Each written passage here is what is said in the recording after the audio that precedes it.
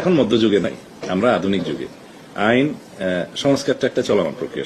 যারা আল্লাহর নাজিল করা আইন অনুযায়ী বিচার ফয়সালা করে না তারাই হচ্ছে কাফের, আর যারাই আল্লাহ নাজিল করা বিধান অনুযায়ী বিচার ফয়সালা করবে না তারা হচ্ছে জালেম।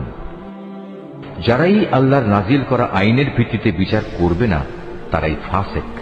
আমার নবীরা যারা আমার বিধানেরই অনুবর্তন করত, ইহুদি জাতিকে এ হেদায়েত মোতাবেকই আইন কানুন প্রদান করত, নবীদের পর তাদের জ্ঞান সাধক ও ধর্মীয় পণ্ডিতরাও এ অনুযায়ী বিচার ফয়সালা করত। কেননা নবীর পর আল্লাহর কিতাব সংরক্ষণ করার দায়িত্ব এদেরই দেয়া হয়েছিল। তারা নিজেরাও ছিল এর প্রত্যক্ষ সাক্ষী। সুতরাং তোমরা মানুষদের ভয় না করে একান্তভাবে আমাকেই ভয় করো, আর আমার আয়াতসমূহ সামান্য মূল্যে বিক্রি করে দিও না। যারা আল্লাহর নাজিল করা আইন অনুযায়ী বিচার ফয়সালা করে না তারাই হচ্ছে কাফের। তাওরাতে আমি তাদের জন্য বিধান নাজিল করেছিলাম যে তাদের জানের বদলে জান, চোখের বদলে চোখ, নাকের বদলে নাক, কানের বদলে কান, দাঁতের বদলে দাঁত।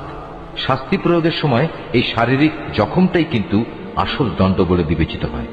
অবশ্য বাদীপক্ষের কেউ যদি এই দণ্ড মাফ করে দিতে চায় তাহলে তা তার নিজের গুনাহ খাতার জন্য কাফারা হিসেবে গণ্য হবে।